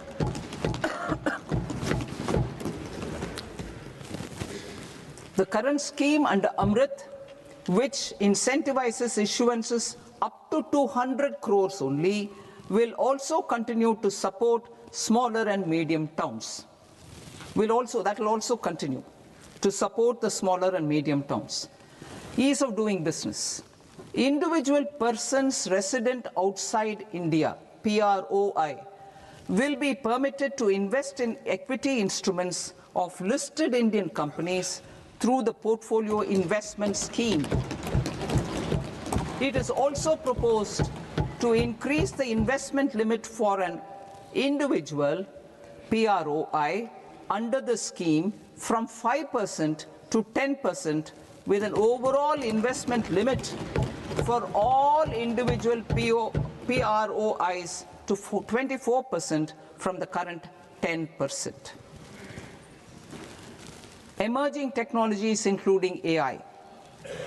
21st century is technology driven. Adoption of technology is for the benefit of all people. Farmers in the field, women in STEM, youth keen to upskill, and Divyangjan to access newer opportunities. The government has taken several steps to support new technologies through AI Mission, National Quantum Mission, Anusandhan National Research Fund, and Research and Development and Innovation Fund. Our second kartavya is to fulfill aspirations and build capacities. Close to 25 crore individuals have come out of multi-dimensional poverty through a decade of our government's sustained and reform-oriented efforts.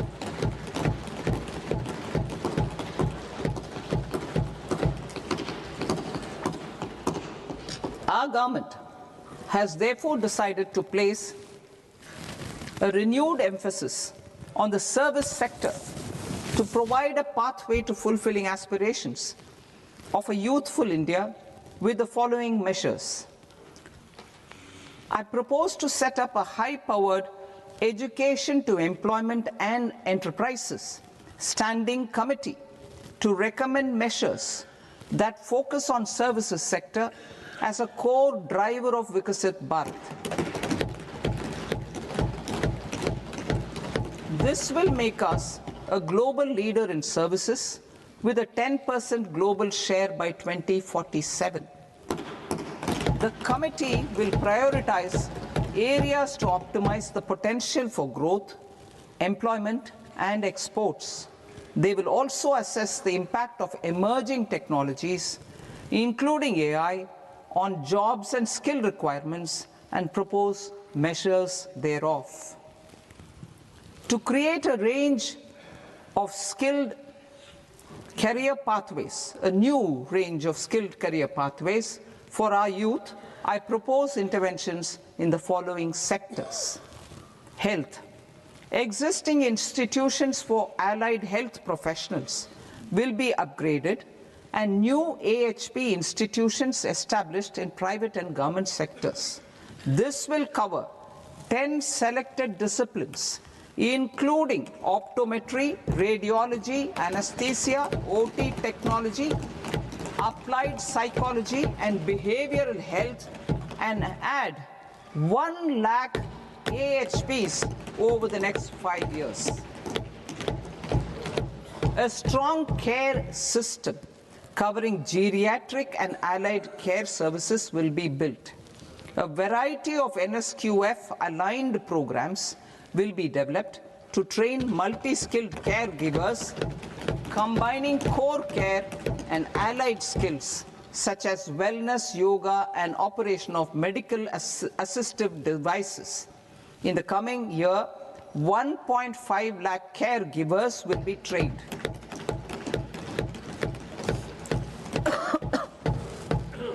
Hubs for medical value tourism.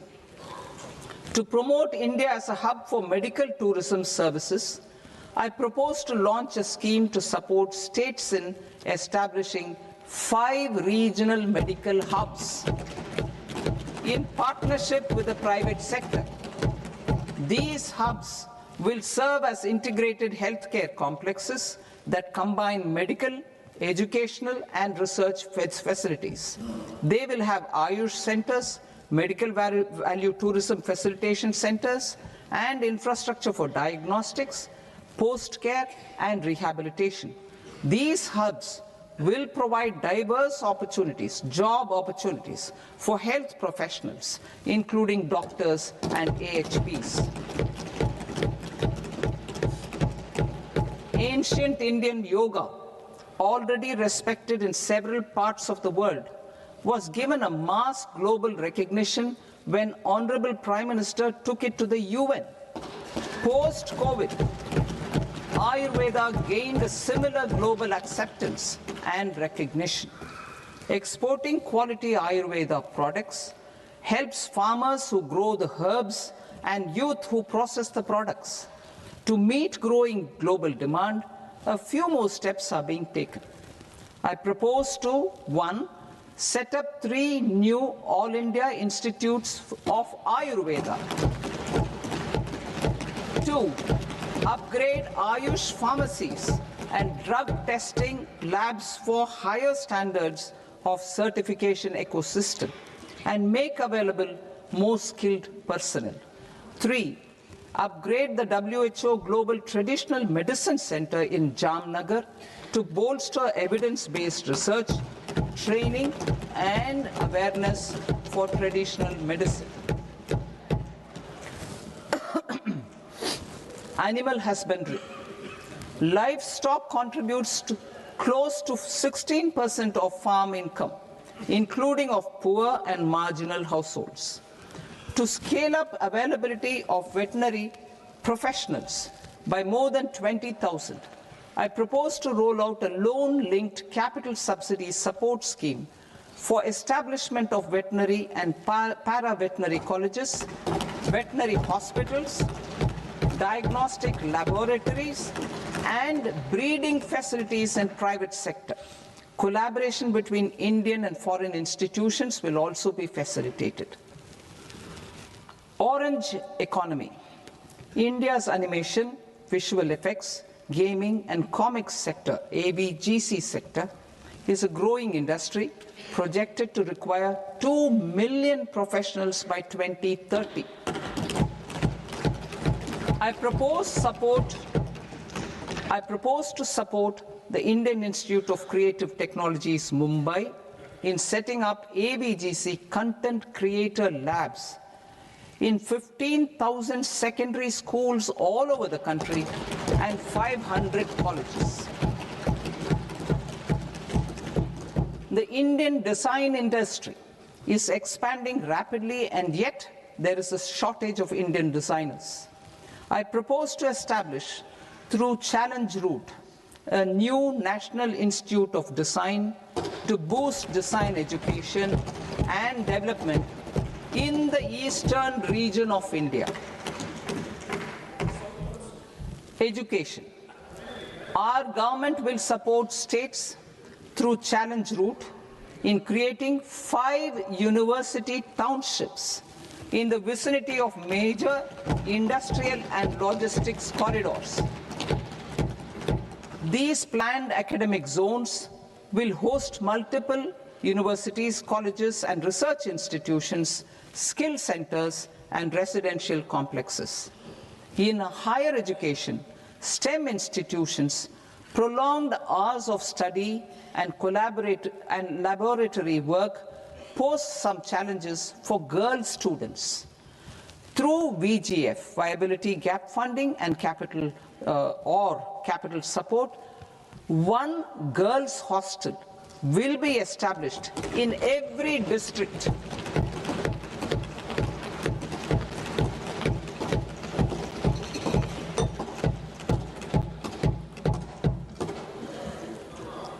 To promote astrophysics and astronomy, via immersive experiences. 4 telescope infrastructure facilities will be set up or upgraded. The National Large Solar Telescope, the National Large Optical Infrared Telescope, the Himalayan Chandra Telescope, and the Cosmos 2 Planetarium. Tourism. The tourism sector has the potential to play a large role in the employment generation, forex earnings, and expanding the local economy.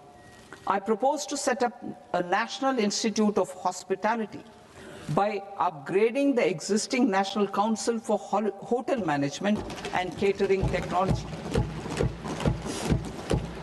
It will function as a bridge between academia, industry, and government. I also propose a pilot scheme for upskilling 10,000 guides in 20 iconic tourist sites through a standardized, high-quality, 12-week training course in hybrid mode in collaboration with the Indian Institute of Management. A national destination digital knowledge grid will be established to digitally document all places of significance, cultural, spiritual, and heritage. This initiative will create a new ecosystem of jobs for local researchers, historians, content creators, and technology partners. India has the potential and opportunity to offer world-class trekking and hiking experience. We will develop ecologically sustainable mountain trails in Himachal Pradesh, Uttarakhand, and Jammu Kashmir. Also in Araku Valley in the Eastern Ghats and Podigai Malai in the Western Ghats. Turtle trails along key nesting sites in the coastal areas of Odisha, Karnataka, and Kerala. And 3 bird watching trails along the Pulikat Lake in Andhra Pradesh, Tamil Nadu. It's on the border. Under the visionary leadership of Honorable Prime Minister, we established the International Big Cat Alliance in 2024. This year, India is hosting the first ever Global Big Cat Summit, where heads of governments and ministers from 95 range countries will deliberate on collective strategies for conservation. Heritage and culture tourism. I propose to develop 15 archaeological sites, including Lothal, Dolavira, Rakigadi, Adichanallur, Saranath, Hastinapur, and Leh Palace into vibrant experiential cultural destinations. Excavated landscapes will be open to the public through curated walkways. Immersive storytelling skills and technologies will be introduced to help conservation labs, interpretation centers, and guides. The sports sector provides multiple means of employment, skilling, and job opportunities. Taking forward the systematic nurturing of sports talent, which is set in motion through the Khelo India program earlier, I propose to launch a Khelo India mission to transform the sports sector over the next decade. The mission will facilitate an integrated talent development pathway supported by training centers, which are foundational, intermediate, and elite levels. B, systematic development of coaches and support staff.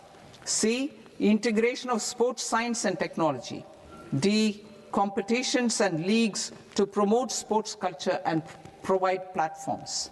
And E, development of sports infrastructure for training and competition. Our third Kartavya aligns with our vision of Sabka Saath, Sabka Vikas towards Vikasit Bharat.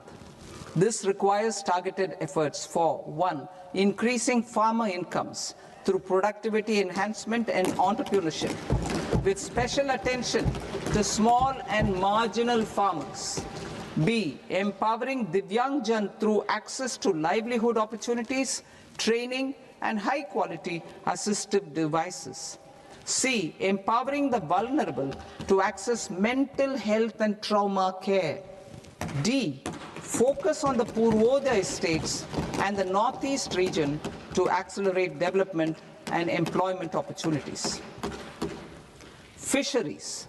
We will undertake initiatives for integrated development of 500 reservoirs and Amrit Sarovars.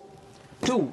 Strengthen the fisheries value chain in coastal areas and enable market linkages involving startups and women-led groups together with fish farmer producer organizations. Animal husbandry. To provide quality employment opportunities in rural and peri-urban areas, we will support the animal husbandry sector in entrepreneurship development through A.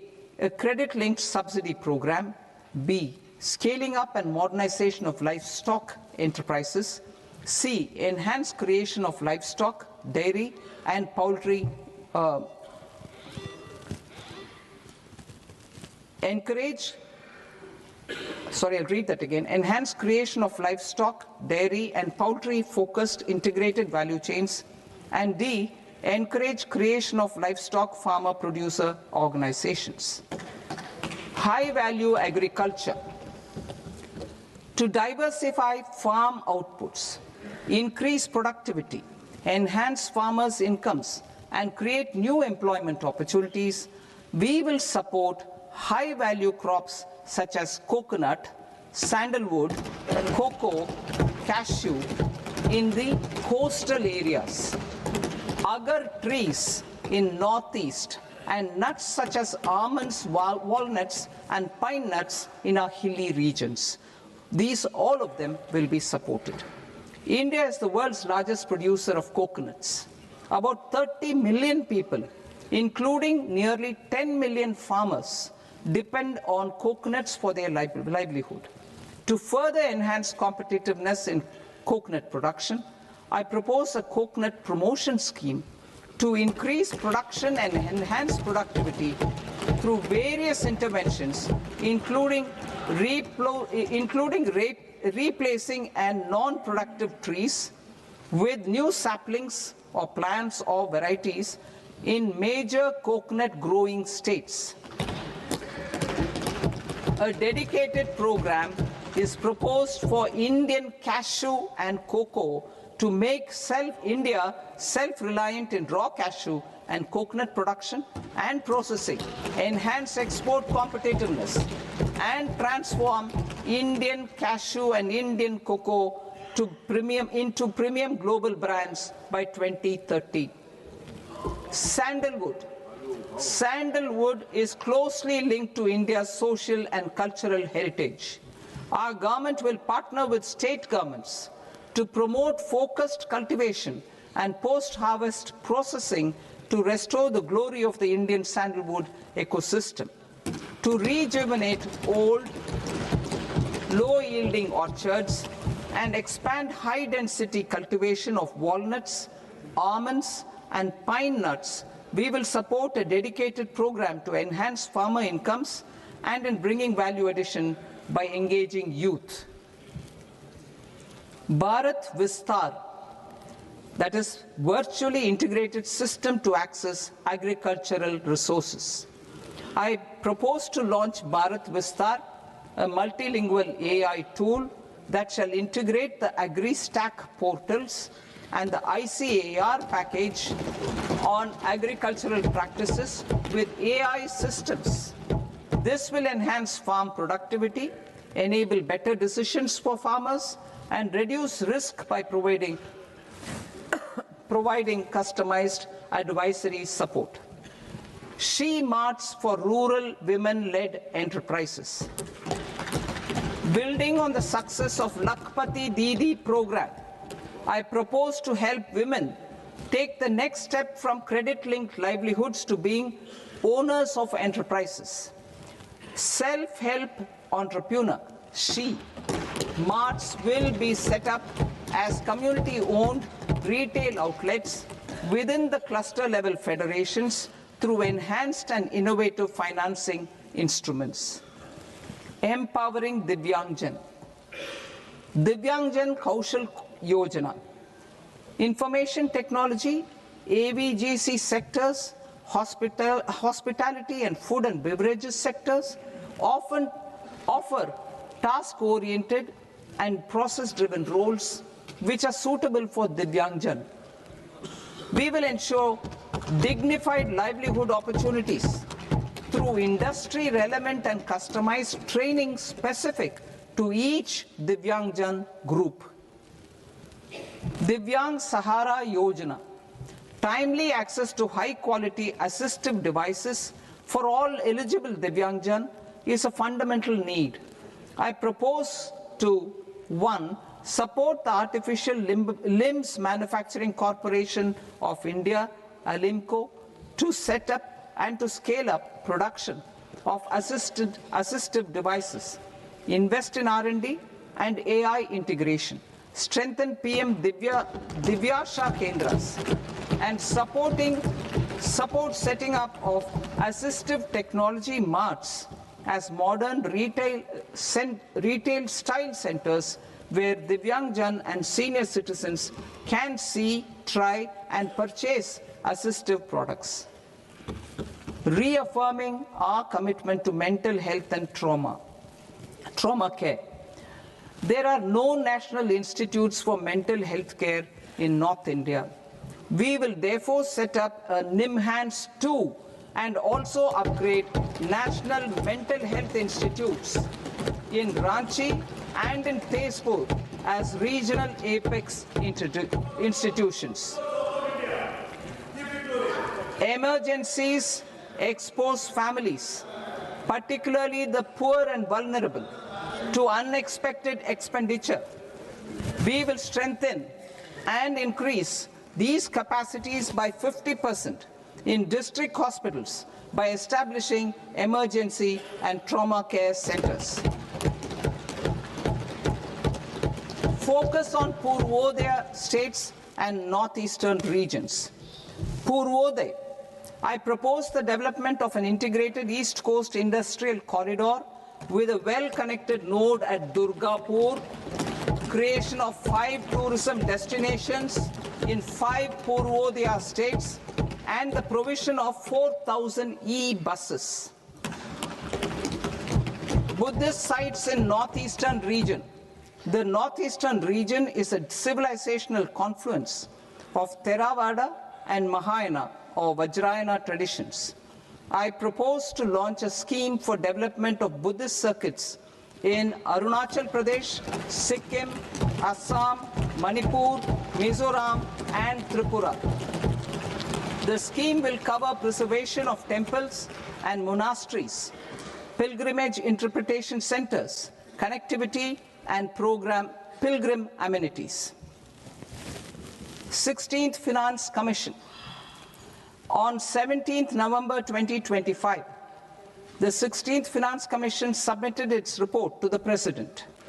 As mandated under Article 281 of the Constitution, the government is to lay the report along with the explanatory memorandum on the action taken report on the recommendations of the Commission in Parliament, which, Sir, Honourable Speaker, you've allowed me to do at the commencement of this session.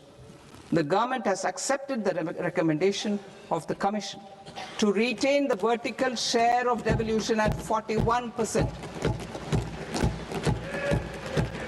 As recommended by the Commission, I have provided 1.4 lakh crores of rupees to the states for the year 2026-2027 as Finance Commission grants.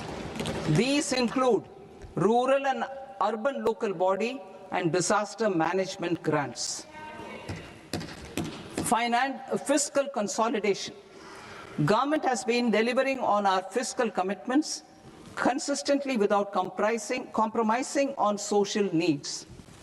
To strive towards accepted standards of fiscal management in Budget 25-26, I had indicated that the central government would target reaching a debt to GDP ratio of 50 plus or minus 1% by 2030-31.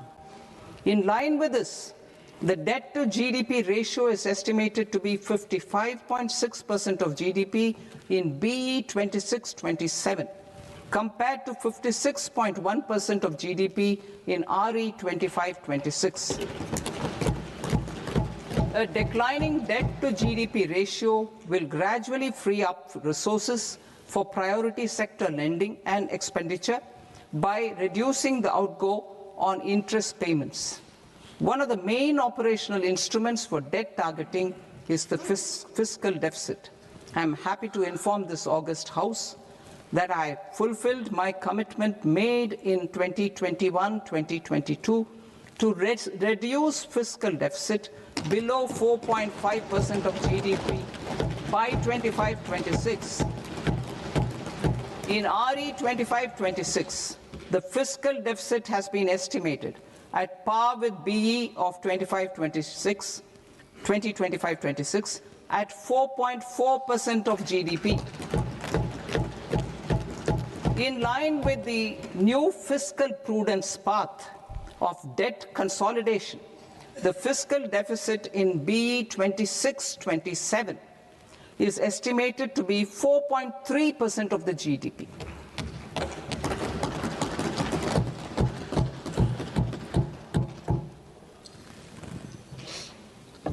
The revised estimates of the non-debt receipts are 34 lakh crore rupees, of which the centre's net tax receipts are 26.7 lakh crore.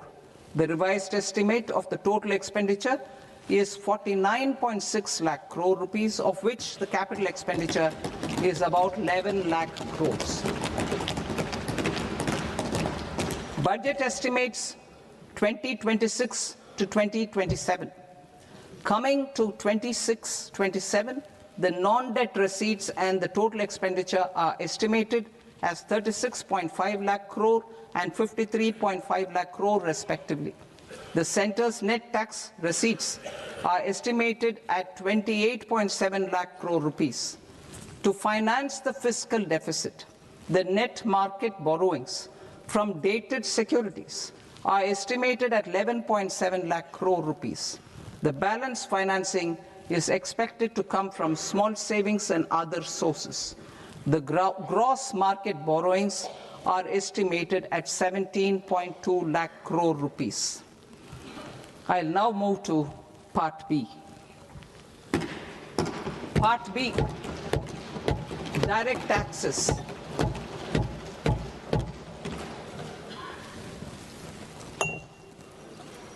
Honorable Speaker, sir, I now present my proposals on direct taxes. New Income Tax Act. In July 2024, I announced a comprehensive review of the Income Tax Act 1961. This was completed in a record time, and the Income Tax Act 2025 will come into effect from 1st April 2026. The simplified income tax rules and forms will be notified shortly, giving adequate time to taxpayers to acquaint themselves with its requirements. The forms have been redesigned such that ordinary citizens can comply without difficulty. Ease of living. I propose that any interest awarded by the Motor Accident Claims Tribunal to a natural person will be exempt from income tax, and any TDS on this account will be done away with. I propose to reduce TCS rate on the sale of overseas tour program package from the current 5% and 20% to 2% without any stipulation of amount. I propose to reduce TCS rate for pursuing education and for medical purposes under the Liberalized Remittance Scheme, popularly known as LRS, from 5% to 2%. Supply of manpower services is proposed to be specifically brought within the ambit of payment to contractors for the purpose of TDS to avoid ambiguity. Thus, TDS on these services will be at the rate of either 1% or 2% only. I propose a scheme for small taxpayers, wherein a rule-based automated process will enable obtaining a lower or nil deduction certificate instead of filing an application with the assessing officer. For the ease of taxpayer holding securities in multiple companies, I propose to enable depositories to accept Form 15G or Form 15H from the investor and provide it directly to various relevant companies. I propose to extend time available for revising returns from 31st December to up to 31st March with the payment of a nominal fee. I also propose to stagger the timeline for filing of tax returns.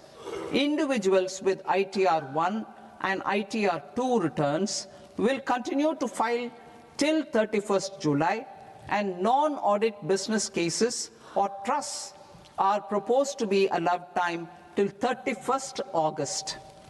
TDS on sale of immovable property by a non-resident is proposed to be deducted and deposited through resident buyers and his or her PAN-based challan instead of requiring a TAN, which is a temporary accounting number. To address practical issues of small taxpayers like students, young professionals, tech employees, relocated NRIs, and such others, I propose to introduce a one-time 6-month foreign asset disclosure scheme for these taxpayers to disclose income or assets below a certain size. This scheme would be applicable for two categories of taxpayers, namely, A, who did not disclose their overseas income or assets, and B, who disclosed their overseas income and or paid due tax but could not declare the asset acquired. For category A, the limit of undisclosed income or asset is proposed to be up to 1 crore rupees. They need to pay 30% of fair market value of asset or 30% of undisclosed income as tax and 30% as additional income tax in lieu of penalty, and would thereby get immunity from prosecution.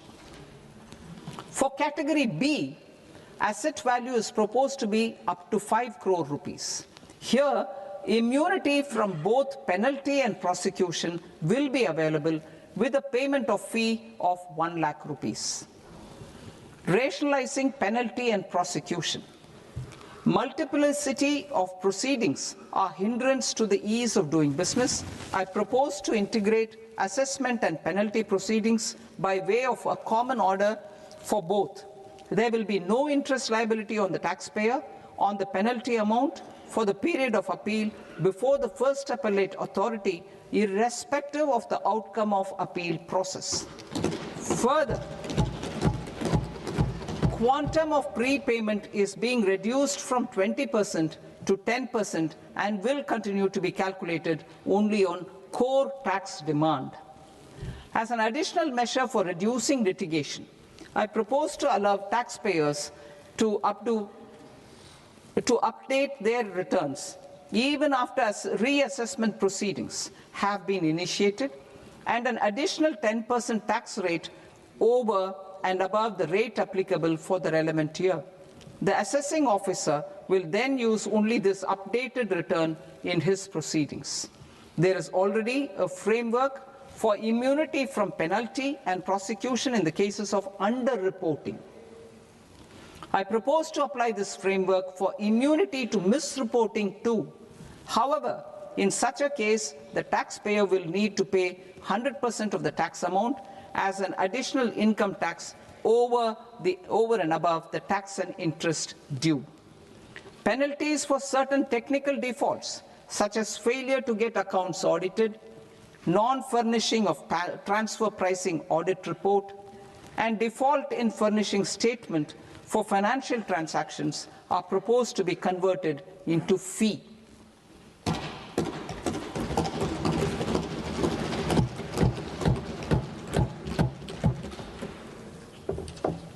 I propose to rationalize prosecution framework under Income Tax Act while maintaining a careful balance for deterrence in some serious offence.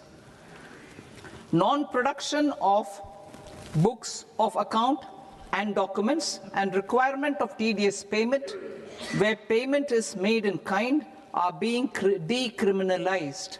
Further, minor offences will attract fine only. The remaining prosecutions will be graded commensurate with the quantum of offence. They will entail only simple imprisonment with maximum imprisonment reduced to 2 years and power to courts to convert even those into fines. There is no penalty. There is no penalty presently for non-disclosure of non-immovable foreign assets with aggregate value less than 20 lakh rupees. I propose to also provide them with immunity from prosecution with retrospective effect from 1/10/2024.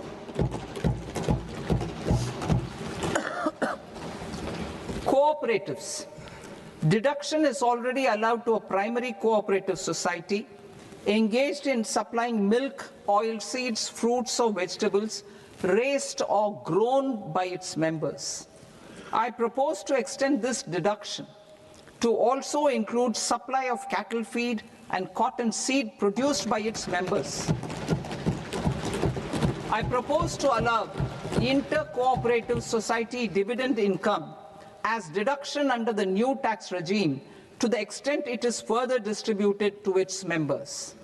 I further propose to allow exemption for a period of 3 years to dividend income received by a notified national cooperative federation on their investments made in companies up to 31/1/2026. This exemption would be allowed only for dividends further distributed to its member cooperatives. Supporting IT sector as India's growth engine. India is a global leader in software development services, IT-enabled services, knowledge process outsourcing services, and contract R&D services relating to software development. These businesses and their segments are quite interconnected with each other. All these services are proposed to be clubbed under a single category of information technology services with a common safe harbor margin of 15.5% applicable to all. The threshold for availing safe harbor for IT services is being enhanced substantially from 300 crore rupees to 2,000 crore rupees. Safe harbor for IT services shall be approved by an automated rule-driven process without any need for tax officer to examine and accept the application. Once applied by an IT services company, the same safe harbor can be continued for a period of 5 years at a stretch at its choice.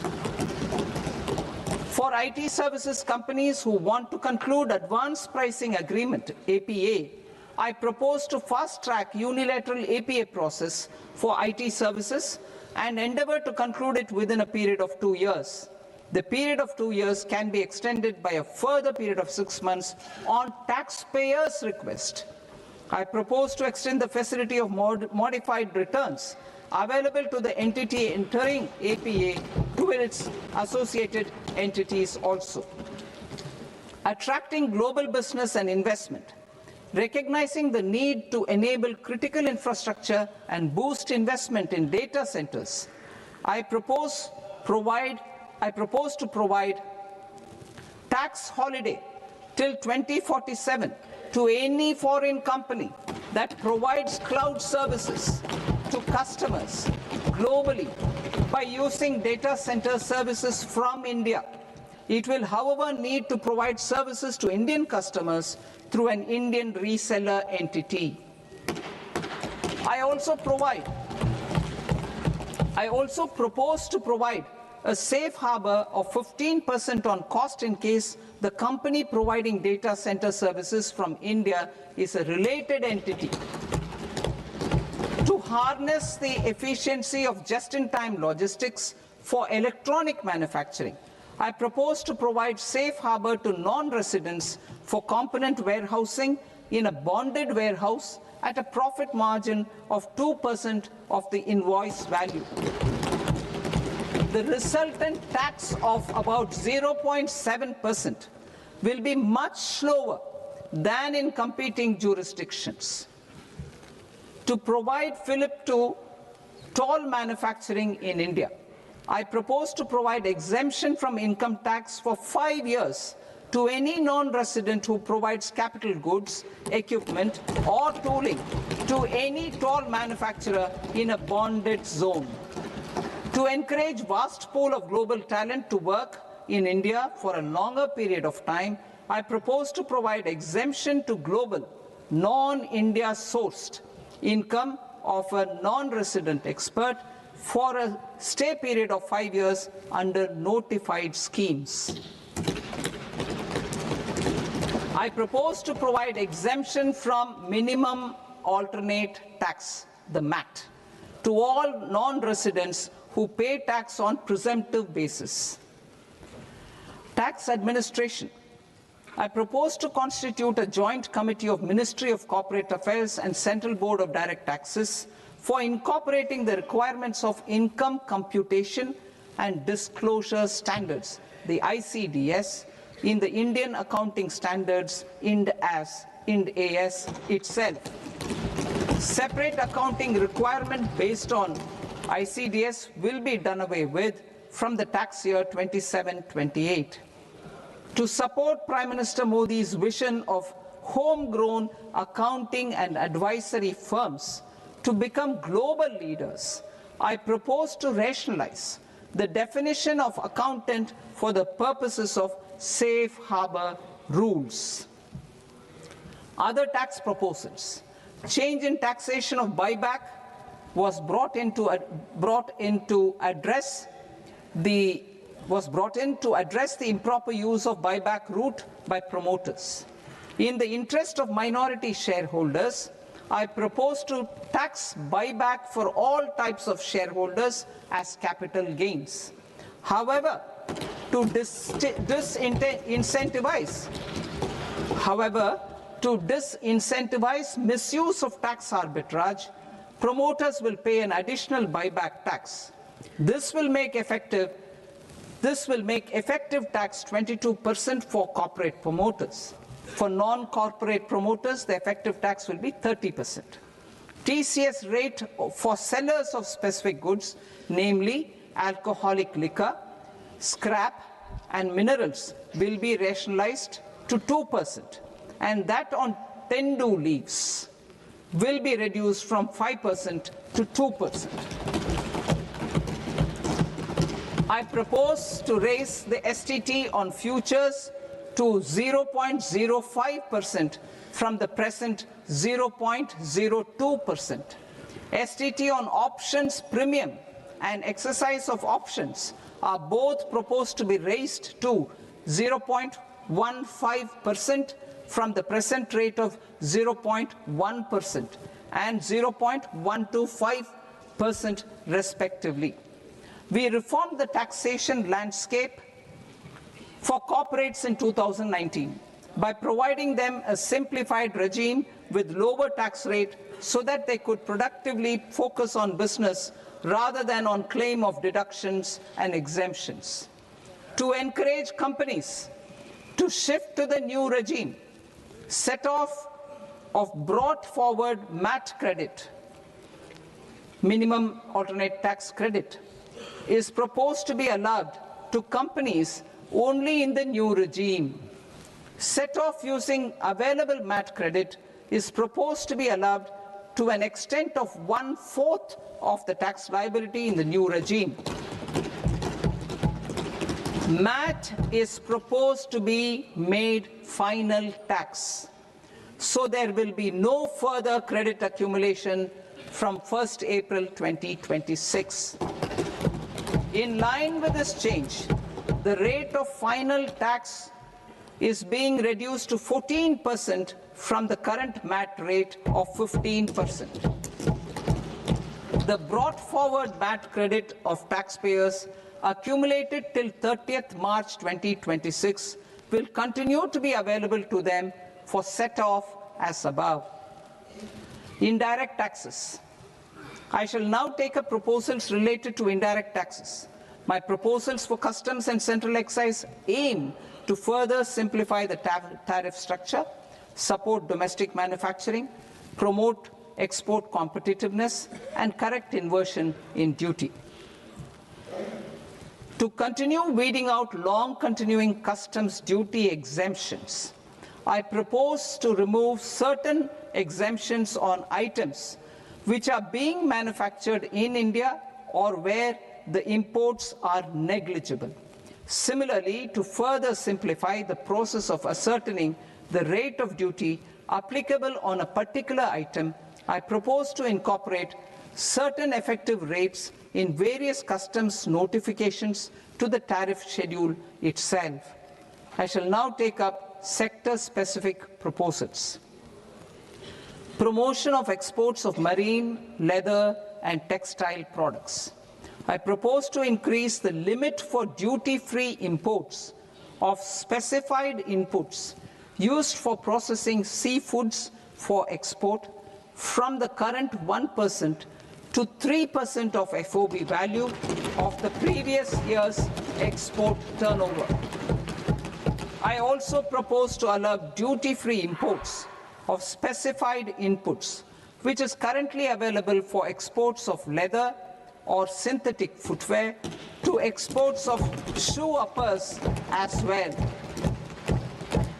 I propose to extend the time period for export of final product from the existing 6 months to 1 year for exporters of leather or textile garments, leather or synthetic footwear, and other leather products. Energy transition and security. I propose to extend the basic customs duty exemption given to capital goods used for manufacturing lithium-ion cells for batteries to those used for manufacturing lithium-ion cells for battery energy storage systems also. I propose to exempt basic customs duty on import of sodium antimonate for use in manufacture of solar glass. Nuclear power. I propose to extend the existing basic customs duty exemption on imports of goods required for nuclear power projects till the year 2035 and expand it for all nuclear plants irrespective of their capacity. Critical minerals. It is proposed to provide basic customs duty exemption to the import of capital goods required for the processing of critical minerals in India. Biogas blended CNG. I propose to exclude the entire value of biogas while calculating the central excise duty payable on biogas blended CNG. Civil and defense aviation. I propose to exempt basic customs duty on components and parts required for the manufacture of civilian training and other aircrafts. It is proposed to exempt basic customs duty on raw materials imported for the manufacture of parts of aircraft to be used in maintenance, repair, or overall requirements by units in the defense sector. Electronics. To deepen value addition in the consumer electronics sector, I propose to exempt basic customs duty on specified parts used in the manufacture of microwave ovens. Special economic zone. To address the concerns arising about utilization of capacity by manufacturing units in the special economic zones due to global trade disruptions, I propose as a special one-time measure to facilitate sales by eligible manufacturing units in SEZs to the domestic tariff area at concessional rates of duty. The quantity of such sales will be limited to a prescribed proportion of their exports. Necessary regulatory changes will be undertaken to operationalize the measures while ensuring level playing field for the units working in the DTA. Ease of living. To rationalize the customs duty structure for goods imported for personal use, I propose to reduce the tariff rate on all dutiable goods imported for personal use from 20% to 10%. To provide relief to patients, particularly those suffering from cancer, I propose to exempt basic customs duty on 17 drugs or medicines.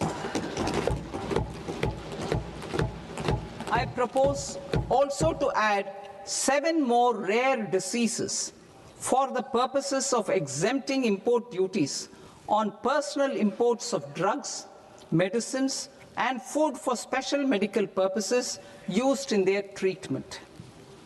Customs process. India's role and share in the global trade is poised for a major leap in line with our ambition and journey towards Vikasit Bharat. In this regard, I propose many measures for custom processes to have minimal intervention for smoother and faster movement of goods and greater certainty to the trade.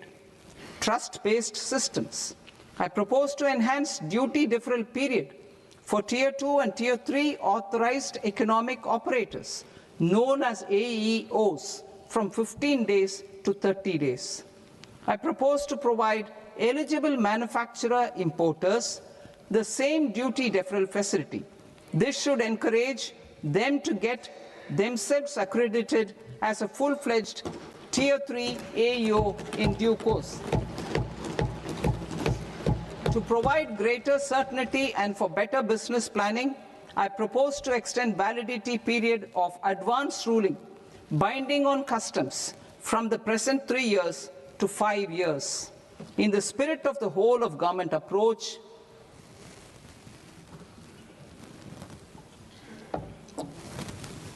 government agencies will be encouraged to leverage AEO accreditation for preferential treatment in clearing their cargo. Regular importers with trusted long-standing supply chains will be recognized in the risk system so that the need for verification of their cargo every time can be minimized.